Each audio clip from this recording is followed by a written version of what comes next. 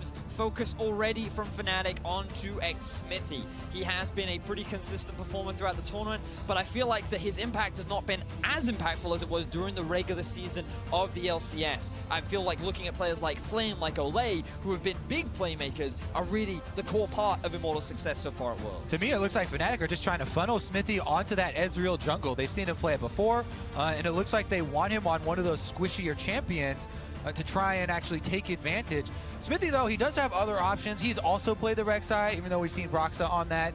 Smithy very well could steal that one away, because I don't think you want to use your first pick on jungle, even with all the bans used on it. And this is interesting. Oh, all right. So there's the Xayah ban for Immortals, and Janna picked up with Rakan and Lulu available. They're daring Olay to take the Rakan, and that's one of the champions that we've talked about for this team especially. Olay was such a big part of their initiations in the regular season, and the Ardent Sensor move has kind of taken him away from that role. We've seen him look a little bit uncomfortable, you know, flashing forward on Lulu and you know, glitter lances not really having huge impacts. But here we go, Immortals actually start taking away from Reckless instead of the support role. Now when you think about the AD carries that are left up, Tristana is available, there's the hover of the jungle Ezreal that you were talking about, but I feel that this so many things to talk about. Really good steal from Immortals, but now Fnatic likely just going to go onto the Tristana. There's the potential for that late game scaling advantage that we saw when you think back to RNG versus G2,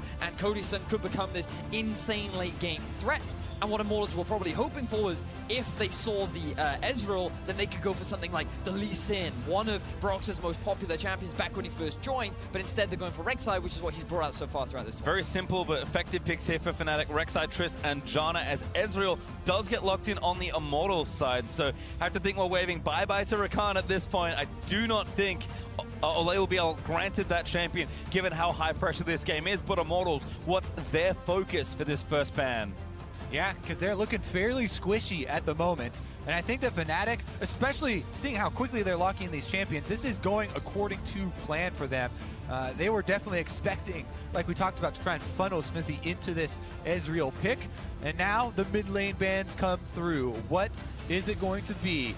Immortals will be able to have the first pick after the second bans do timeouts. Now, I feel like Immortals don't have to ban away Syndra. They could actually pick it away from Fnatic. We know that it's been a big comfort. Oh, my apologies. Yeah, you're right. I did miss the Syndra ban from earlier on. More focus going to be down onto the mid lane. Corki still available. Rise, another big pick. Pobelter could look to go that way, especially with the LeBlanc and the Cassio both already banned out. Well, certainly curious selection so far, as LeBlanc banned by IMT, taking that away from Caps. Rise and Corki. Who's going to be traded over here? Because, yeah, if you ban the Rise, they insta-lock Corki, and then you're kind of limited on your options. And the thing is, Immortals' composition with Corki on it looks terrible. That is very, very squishy. All backline. They would have to secure some sort of front line in the top lane for Flame, but it definitely would look extremely risky, especially into what Fnatic are showing already. So the Jace ban comes through, and they're willing to trade them. Now remember, Rumble, sorry. Gnar and Trundle are the two top lane champions that we have seen come out from various top lanes throughout groups, and they could be a good answer to whatever tank Soaz is likely to be put on. Cho'Gath would be fine in terms of frontline, but they could also go for the Maokai that he's brought out of Faramir. I think a big key here, too, is crowd control, crowd control, crowd control! The Malzahar is actually good into Rise. Oh, goodness. And that is going to give them even more crowd control. Let's see what Fnatic are going to round it out with. And I love Malzahar. Like, there was a recent change to him in his ability to shred through tanks, because now his ultimate became flat damage. The amount of percentage health damage that he does dramatically decreases. And while he used to be a tank killer, now he's just great at locking down these really mobile targets. And when you already have a lot of CC in your composition with things like the Cho'Gath and the Janna, it just becomes great setup or pick potential that Fnatic can look to take advantage of. Yeah, and a big theory here is, you know, the range at which Rise likes to work with. Malzahar can just put down the Voidlings and ult up with the rest of the people, team sitting around, that they could try and take him there.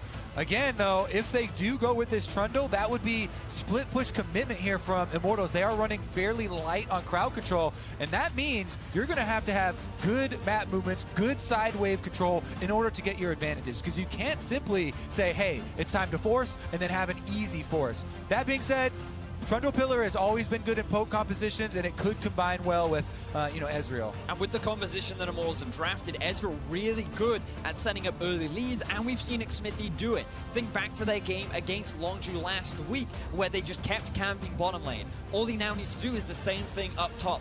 Get Flame ahead in the early game, start to put the pressure on Soaz, become this split push threat that Fnatic have no answer for. And Xmithie is all year long been a gank-happy, very aggressive jungler in the NALCS, so makes sense that he's taking the more aggressive pick here in Ezreal, but Immortals' composition feels very difficult to execute properly. Fnatic maybe a little more straightforward. Now, the last time we saw Caps play Malzahar was during the spring split of the regular season back in February, a long time ago since he picked up the champion, but clearly he's kept it in his wheelhouse, and now he's going to bring it out when Europe needs it the most. I love me some Caps, I have to say. A bunch of unique picks. It's the kind of player that was so well regarded in Europe despite being a rookie entering the league this season, and like you said, at a final time, pulling out something like this. It's not Aurelion Sol, but instead it's Malzahar. And it's going to be the little things that I'm looking for in this matchup. Is he going to be able to spawn Voidlings to block the Rise Qs and kind of make it difficult for Pobelter to get out that damage? Or will the pressure crack? Because Immortals, like you guys are talking about, it's a fairly flimsy composition, and they do kind of need to get rolling early for it to take effect. Meanwhile, Fnatic here look pretty confident. Their scaling is good, though. The Twitch is something you always have to respect, and something that we've seen a lot of with Immortal games is they go long. The reason why they did not get choice of side selection, the reason why they're here, is because they do have the longest game time in terms of their wins out of all of the teams participating in this three-way tie. So, Immortals can rely on that late game insurance, but it needs Cody Sun to step up. Well, there's a lot on the line for our competitors at Worlds, and you can help raise the stakes with 25% of the proceeds from Championship Ash and World Skins being added to the prize pool, while another 25% will be donated to charity. But with that, it's time to move out into our first of two tiebreakers this evening. Gentlemen, I should be so lucky to have you here with me for this game number one. You're welcome, Patient Time. Welcome. And look, if the stakes were high in the last game, they're even higher now. All right, this is definitely a must-win game for both teams, goes without saying. Now, one of the things with Ezreal, okay, he gets it with a Rupture as we start this off. Silence. Ooh. And they will get the flash away from Xmithie, but it looks like the action's not over yet. Yeah, looks like a bit more happening here as Cap's gonna get knocked back up. The level 1 fight looking good.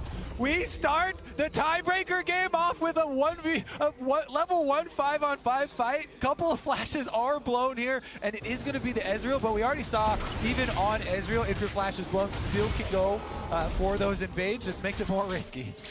And Caps, he was chunked out pretty low. I believe he's already been forced to use one of his health pots, so Pobelter will have that advantage over him. And the important thing to note about this matchup is Malzahar's early wave clear is very weak, and that will give a bit of pressure over to Pobelter. Yeah, I mean, if you take your hand in this champion and haven't played him in a while, the CSing especially is really hard. It is definitely frustrating early on before you get some extra levels into your skills. So oftentimes, even at the pro level, we see the Malzahar players getting a little bit behind in CS early on. Pobelter actually doing a good job here, trying to push the wave in and make it more difficult for him. Now he's likely going to max his Malefic Vision, his E, and once he gets around level 7, that's where the laning phase gets easier. We got to talk about this top lane. What did we say? Xmithie going top early. Flame already in combat, and Xmithie coming up. Also goes for the trade, level 2 Ezreal. Great rupture there from Souls, but the pillar is going to force the flash out. Tagged already by the red buff. Xmithie still going Flame. Flashes forward, and Immortals going to grab first blood. Smithie's going to take that one. Here comes Broxa, but they didn't actually sustain any damage, so don't know what he's going to try and get done here. Maybe a counter jungle or maybe a little bit of warding done. Smithie's actually recalling with that gold, so Broxa could go mid if he wraps around. Now TP has come back up top. Ezreal's gone back to base, so he's not going to try and go for that repeat gank. But this is exactly what we were talking about. Early investment topside, get Flame ahead, and start putting that mental pressure down onto Soaz. Try and put him in a situation where he starts to fall behind and doesn't know how to come back. All right, we get a replay here, but you don't need too many replays to check out level 2 Ezreal ganks. They've been very, very common. And he just Arcane shifts in with the red buff, applying the slow. That gives Flame the confidence to flash forward, landing extra slow there in the meantime with the chomp. And in the end, since the regeneration was coming through, Xmithie decided to take that kill, the last auto. Well, it looks like going according to plan early on here for Immortals, but Broxa did stick around in the jungle for quite a while. A pretty heavy counter jungle here in Xmithy. He's actually back on the bot side of the map, so maybe something more brewing. Yeah, after the early investment, Flame should have it communicated here as well that he needs to play fairly safe at the turret. He doesn't want to overextend. Fnatic, remember the success previously was all those visits from Broxah to get Soaz snowballing on that Cho'Gath. And this time around, it's going to be imperative for Immortals that they don't let that happen. Meanwhile, Smithy's bottom side, and he still has his red buff. Guess who's at it again? Looks like Jez could be the target, but jumps on a Reckless. Now going to try and apply the red buff, does land and forces the flash. Fnatic, they're struggling in the early game right now. Xmithy doing exactly what he did against Longzhu, but spreading his pressure all across the map, getting a kill up top, forcing the flash down bot, and now he needs to maintain this pressure. Remember this composition, yes, it does have a good late game, but it's also very squishy, and being able to have these early leads, have that advantage over your opposition, is a great way to start off this game. Definitely true. And remember with the Ezreal, oh, he actually waits around and the Raptors spawn right in front of him. So Smithy with a secondary Raptor take here. Even though Ezreal doesn't love the Raptor camp early on, it's not that big of an issue. And especially since the sides have been split here, so it's kind of a necessary take for him to keep pace with Broxah. As Broxah now off to Scuttlecrab can make a visit towards Pobelter. Yeah, it looks like he pretty massively hates it. Actually took so much damage trying to kill the Raptors, but does secure it at least and keep up and even in jungle experience. Again, given how much ganking he has done early on in this game, it's important for him to keep pace. And Pobelter also still slightly ahead in this mid lane matchup. Did get off a recall to match Caps, and now is that tier charging up early. Pobelter actually back in, but bit of trade damage. Yeah, Caps is able to get the Voidlings off, but even with the Voidling blocking the second Q there, still decent damage dealt by Pobelter in the trade. Meanwhile, a lot of vision below the mid lane here for Immortals. They've got Control Ward down here, and there's even some deep, Immortals, that's what I was saying. That is just here cleared out by Jez's, but it does see the roam towards mid. And I think Immortals are respecting the fact that Fnatic have this tendency to play around the bottom side of the map. They want to make sure that their Twitch does have a happy laning phase, and right now Cody Sun does have that pretty significant CS advantage, which is something that is much easier to ascertain when you're being paired up with that Lulu. So both AD carries going fairly even, and what you really want to be seeing from Reckless is putting that Twitch under pressure. You want to try and punish that early laning phase, which, if you can't, is going to be great for Immortals come the mid-game 2-item spike. Pretty funny for me to see Cody Sun actually doing the Reckless against Reckless. Daggers everywhere in the bot lane. 5 total. 2 versus 3 for Fnatic and IMT's ADs respectively. As we said, expecting some early Zeal items, wanting to get more of that wave clear and scale up, so certainly makes sense. Broxah in the meantime poking into mid lane from the top, but instead walking back to the jungle. Keep your eyes on the teleports as well, because Soaz is about to return, whereas Flame recently used his. This could mean that Fnatic could try to make some kind of play happen down bot around the dragon. It is an early Cloud Drake, but being able to get that early advantage and start the Reckless Snowball could be a great way for Fnatic to play. And they just saw Smithy down bottom side, so Fnatic know they have numbers on top side. Flame definitely going to be the target. And there's no teleport from Pobelter this game around, so he is 1v3. Caps goes in, he's got the level 6, he flashes early with the flash on bar from Broxah is there. Caps, he's going to try and get himself a kill with the stance into the suppression. Caps, wonderful roam, gives Soaz a kill. Nice execution there from Fnatic, able to pull off the play. And with Immortals overloading on the bottom side for Fnatic just bails. They recall completely, and it's going to have to be Smithy trying to answer with something else. Now Pobelter will get a decent amount of damage down onto the middle lane. Ooh, good ultimate there from Xmithy to try and keep that top tower alive. But you do have the Voidlings, and it's past 5 minutes, so that top tower dies extremely quickly. Yeah, they're in the race here, and even with the red buff Ezreal, here come Reckless and Jezis to defend the turret and try and delay. The first turret bonus probably going to be Fnatic. Looks like that's the case. Soaz going to get the last hit and split a good chunk of gold between him and his mid laner. Immortals do answer, but the bonus gold went to Fnatic. Question is, oh, they're not actually even transitioning into the Drake. People don't care about the Cloud Drake enough. Here's a good charge here from Fnatic. Remember, they saw Smithy down bottom, so they know this is a simple dive to pull off. Since Pobelter doesn't have teleport, there's no possible reinforcements.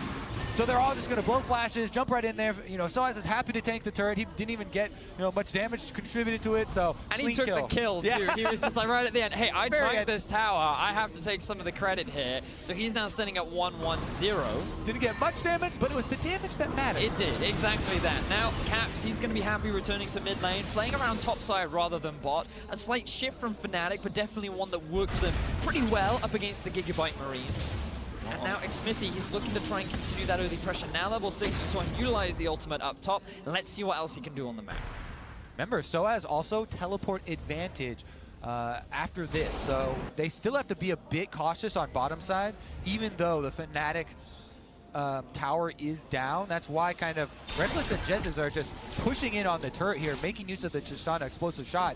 They know they actually have top laner advantage if Soaz could back off far enough that it wouldn't be interrupted by a pillar. I do like this vision, though, from Immortals. They put it just into He's backing off the river. They're looking for a play. Oh, Cody gets knocked by a tornado. Might take a little too much damage. Reckless with a buster shot forces the barrier out of Cody. You can tell they're setting up for it as Soaz on your mini-map, backed all the way off to his turret there. That's kind of the indicator for the possibility of one of those plays being set up. And that was very close to being a 5-man bottom with Caps rotating over, but the defense is there for the meantime. Now, look in the middle lane, because Caps, he's reached the level 8 mark. We talked about how level 7 is where things get a lot easier for Caps because he has so many points in his E. Now that he's got an extra point in his Q as well, that wave clear becomes impossible for Belter to deal with. So he's the one that's always forced under his tower, and Caps will have priority on the roams. He will have more windows available. Just look at how he's going to clear out this minion wave, and then he's going to move into the jungle, and Immortals always have to respect where Caps could show up. Goes back as well, so Caps could make it 2 for 2 on successful roams here in this game. Just a little too much work from all the dots there from Malzahar, and Caps again jukes out of vision. Rebel's going to try and keep tracking him, gets a control ward down onto the left side of mid, but Immortals being forced kind of far back here in these lanes. Flame still salvaging his top lane, although he does now have the teleport back up. We're really just looking for kind of that first big point of tension. Cody has gone back, has his rune-ins to get things farming, but Reckless probably doing the flat AD BF sword pickaxe into his own kind of farming wave clear item. So things may continue to be a bit slower here up towards the 20-minute mark. He doesn't need boots. He's got a Janna. As long as he's just running after her, making sure that Jezz is always in front of him, he's going to be gliding like a plane. That's like saying you don't need attack damage because he's got a Janna. She can give you a shield. You don't need health because you have a Janna. She'll give you all those things. She'll give you everything. I think it's funny because I was going to say Fnatic loves to prioritize Reckless in the draft. I saw the general like, oh, that's interesting. But realistically, that is prioritizing Reckless in the draft. It's honestly why she's so good right now. She does give so many different stats like that. Here goes Immortal starting up the Cloud Drake though, and that will give them even more move speed, at least out of combat. Brooks are going to try and answer with the Rift Herald over here. Should be easy for him, you know, as Soaz could just mosey on down if they needed any extra support with the Cho'Gath.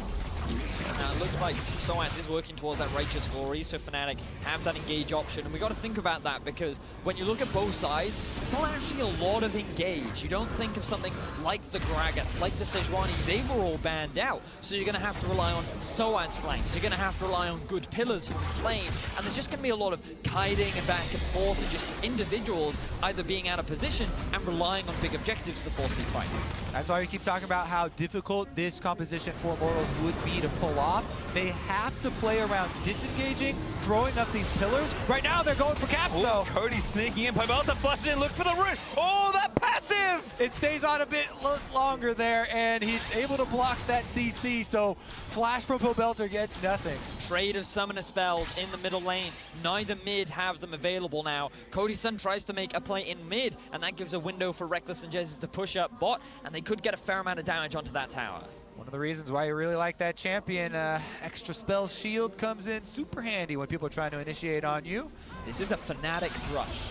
This is the sneak in the brush, sit and wait for the enemy team to overextend, but Immortals, they're going to go back themselves, assuming that Reckless and Jezz have already gone back. It's an interesting term how it's evolved to people just say any brush if they're in the brush, is a Fnatic brush if they're in it, but originally I remember it being this one super far up by the secondary turret in the side lane. That was the original Fnatic brush from like 6 years ago. Yeah, back when they used to run the double TP Lysandra top kind of days. So definitely been taken slightly out of context, but I had 2 Fnatic members in a brush. I'm going to call it that. Soaz was on that team when they were doing it.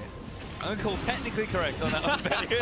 Or was he? As Cavs still cleaning things out. I mean, it is important to note that Fnatic are one of the most experienced League of Legends teams in the game's history. I mean, we have two teams that have never been to Worlds before in this set of tiebreakers, and Fnatic, the veterans here, trying to continue an incredible run of form here in week 2. And many European fans thought that Fnatic would be the first seed coming into Worlds. They had an 11-2 record during the regular season. They had extremely high expectations, and then they were upset during playoffs. They had to fight their way through the gauntlet. And for Immortals, it was a bit of a surprise because they had Smithy join the roster. Expectations were fairly low, and then they had a very impressive season. Yeah, the reason expectations were fairly low is because of their spring split performance, but they completely turned it around. Smithy coming in. Also should be talked about is Song in the coaching that really helped out Immortals as far as their decisiveness. But right now, the Rift Herald is making quick work of the first outer turret in mid lane for Immortals, and Fnatic push ahead in gold. Void wants to party there, does net Fnatic the mid outer turret. Now up by 1 is, again, the pace of this game. Kind of, you can feel the weight of a tiebreaker game on these two teams. I'm fascinated by how many of these fights will actually start because, we talked about the engages earlier on, but right now I think both teams are pretty happy to scale. Malzahar's not exactly a weak late game champion. He used to be much stronger with his percentage health damage, but now Immortal's looking for a pick. Cody-san looking for something here, but Pobelta could be the first pick off. Caps lets the ultimate rip. Broxah lines up the knockup there and silence 2 Jets. Caps nails the kill. Extremely easy setup for Caps. Pobelta couldn't do anything because he had no flash. He was silenced up after the ultimate, and the chain CC from Broxah will get the Fnatic mid laner his first kill of the game. Pobelter had his eyes on bottom lane there, trying to run down to the play. But again, like we emphasize in Champion Select, it's so much easier when you have these crowd control abilities at your disposal.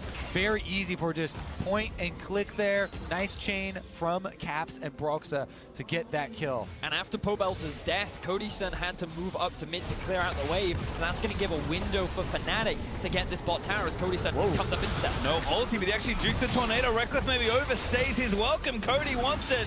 Will not flash forward. Nice silence from Caps to cover the aggression. Love the play there from Cody. Keeps his tower alive. Doesn't allow Fnatic to snowball the gold lead any further. While it is slightly in the European squad's favor, this is how they were able to build that slight lead. Yeah, Pobelter had his eyes on bottom lane and no vision of this ledge over here. So Caps and Broxah, as we said, easily able to just jump right over, secure themselves some extra gold. Silence is a mage's worst enemy. The inability to do anything, because your basic attacks don't do much. Like, you're entirely reliant on your spells, and if you don't have them available, you end up just getting locked out. Suppression, knockup, those are also pretty annoying to deal with, and 100% to 0 is a rough life. Yeah, fortunately for Pobelter, no available counterplay in that situation. And Immortal QSS. QSS is how you count it. In that situation. Yeah, you're correct. Yes. And that is actually something worth highlighting. We haven't seen Malzahar in quite a while, and he was a support for a long time when he was kind of in vogue, but you do need to get out of suppression, and the only way you could do that is with a QSS, which feels real awkward for Rise. It's one of those debates where by having a Malzahar in the game, you can force your opponent into building a QSS. Yes, that's great, but in the late game, when 4 out of the 5 members all have QSSs, now Malzahar doesn't really have a target that he can focus down on, and his ultimate becomes less and less reliable as the game progresses. But then all these, mages and stuff are using an item slot on something that can only be upgraded for attack damage. Uh-oh. Gonna help the silence problem with the BM sword behind the Mercurial Scimitars. Looks like teams are lined up for this Infernal Drake. Fnatic, though, first to the play. Yeah, looks like they're going to be able to get this one. Infernal Drake bring down, and they teleport in behind him. But the pillar actually from Flame tries to knock down Caps, so he wants more for his team. Righteous Glory in, silence on the Cody-san. He jukes away from the Rupture, but is forced to flash the wall. Reckless rocket jumps towards IMT, and no kills are forthcoming. Gonna be able to hold on to this one as well for Fnatic. Infernal Drake picked up. They also blew the flash on as well. Olay. Cody-san, so the back line definitely very vulnerable for Immortals right now. And remember, the only kind of defense they have in the front line is these pillars going up to try and kite around, but it's going to be very difficult with all the things that Fnatic are trying to throw at them. The thing is, though, we've been looking so much at the bottom lane that we have not been paying attention to Flame, who's been quietly farming up in the top lane. 30 CS advantage now onto Soaz. He's building himself up into this pretty threatening split pusher later into the game. Well, he's going to have to get started quickly. Gonna have to maybe make a trade. Fnatic take the bottom out of Flame. Is going to try and equalize here. Should be able to chomp this one down. Soaz will not make it in time with the wave.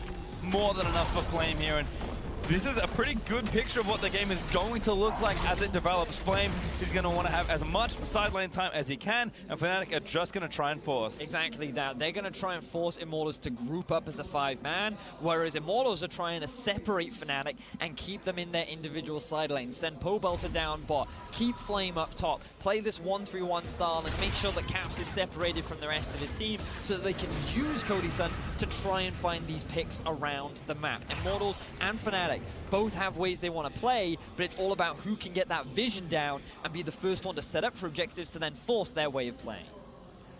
Well, again, the game develops as we hit almost 20 minutes. QSS are now done for Pobelter, but we'll check in back with the bot laners. There's 2 items done for Reckless. Very close in gold between the 2 marksmen, but Cody is a little further away, in part thanks to his boots 2 purchase, but not too far away from finishing his second major item, of course, being the Infinity Edge as well. So we're getting team fight ready if the teams want to have some sort of a scuffle, but again, the pace of this game, very deliberate, certainly echoes the stakes in this match. Top lane, Soaz was waiting in a brush, and now he's charging at Cody Sun. Oh no, Rupture is going to land the wild grip, maybe not enough, the execute from Rupture not there, but the feast not needed. Broxer grabs the kill, and now Cat in onto Ole, looking to silence him. That's so much damage from this Malzahar, the shield not there. Cat snipes Ole with a Q. Fnatic able to take advantage here. They kill off that bottom lane without flashes, and they're around Baron now. Remember that the play that Fnatic tried to force earlier forced both those Summoner's Bells.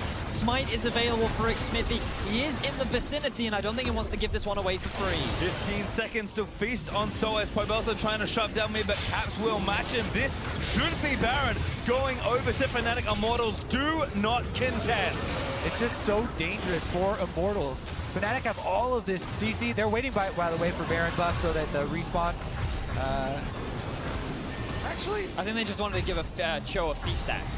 Okay, the Because cooldown on his ultimate. I was like, oh, maybe they're waiting for someone to revive. Wait, no one died on their team. Yep, we can see exactly how Fnatic were able to make this play. They saw Cody Sun trying to catch the wave. They knew he had no flash. So as rushing the righteous story allowed them to get the collapse. And unfortunately for Ole, he couldn't provide enough utility. And this is the reason why we talked about with the outer turrets going down for Immortals. It's such a dangerous game. They're the team that has to run away, has to kite, and Fnatic are the ones with the more options because they have all of these tools to pick people off. Really good use there for Fnatic to capitalize. They actually got both of the kills off of that, and a very, very good Baron for them to push up bottom side now. And again, as Fnatic kind of move as a 5-man unit, sieging with this Baron buff, Caps has had an incredible game so far. 2-0-1 on the Malzahar. Didn't even use his ultimate to kill Ole. Was so confident in his play, but now he lets the rip in onto Flame. Big silence there is also. Tornado's also going to wombo combo it in. But Cody unleashes his ultimate on the other side, but Fnatic not deterred, will keep sieging.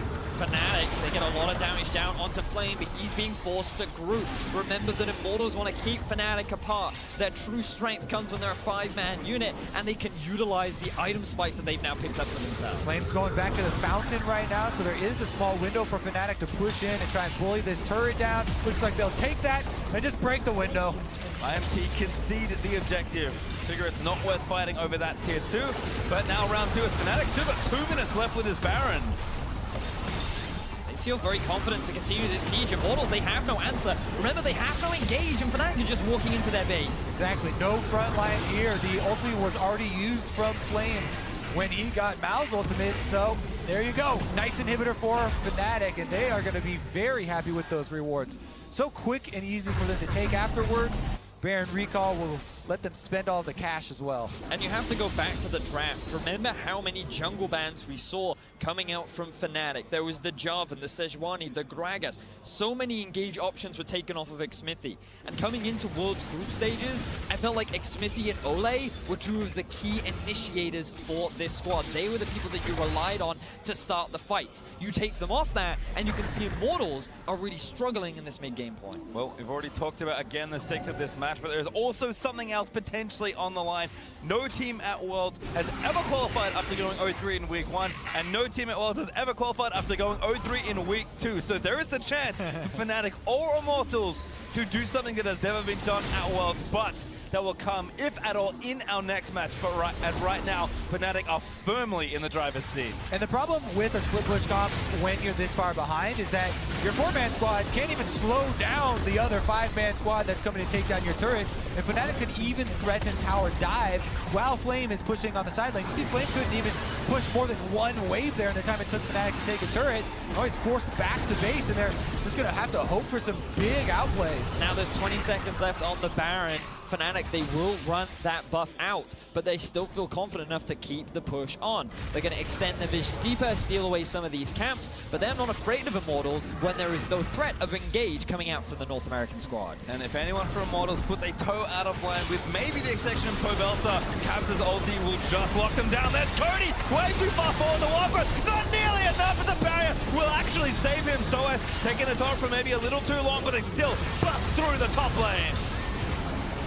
No one from Immortals can step up here, and they're just waiting around to watch the inhibitor die.